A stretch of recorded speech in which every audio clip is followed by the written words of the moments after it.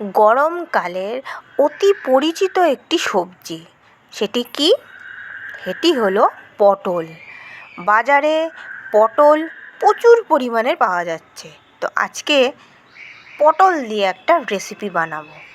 পটল, কাঁচা লঙ্কা, ধনের গুঁড়ো, ধনেটাকে গুঁড়ো করা হবে, জিরের গুঁড়ো, জিরেটাকে গুঁড়ো করে নেওয়া হবে, মশলা হিসাবে তৈরি করা হবে। ধনের গুঁড়ো, জিরের গুঁড়ো আলাদা করে পিষে নেওয়া হবে,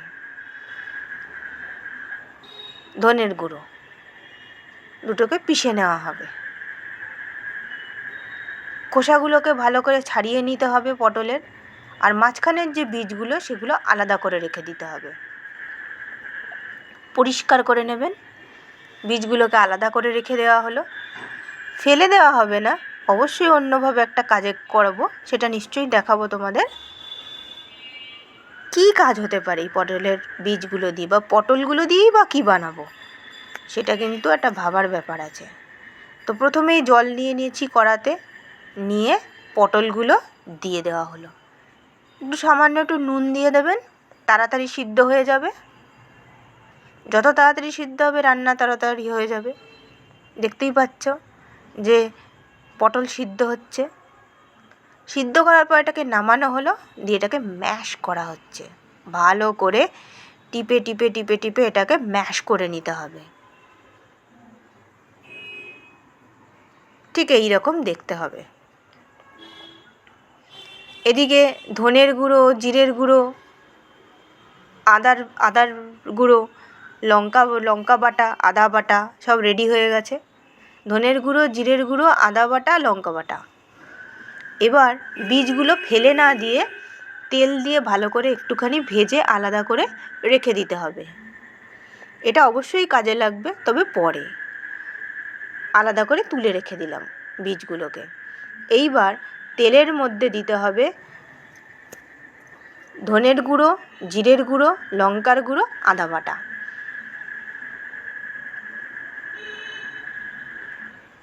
এছাড়া দিতে হবে তেজপাতা,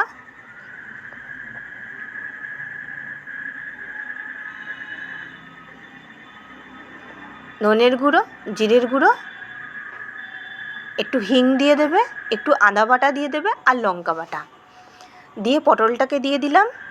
দিয়ে ভালো করে কষিয়ে ভেজে নেব। ভাজার পর নিরামিষ রান্না, একটু হিং দিতে হবে, কিন্তু একটু দুধ দিয়ে দিলাম। জল দেব না, জল না দিয়ে দুধ দেব।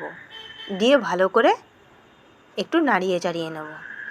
রান্নাটা কিন্তু একদম নতুন আর ইউনিক একটা রান্না। তো তোমরা কিন্তু বাড়িতে রুটি বা ভাতের সঙ্গে কিন্তু খেতে পারো।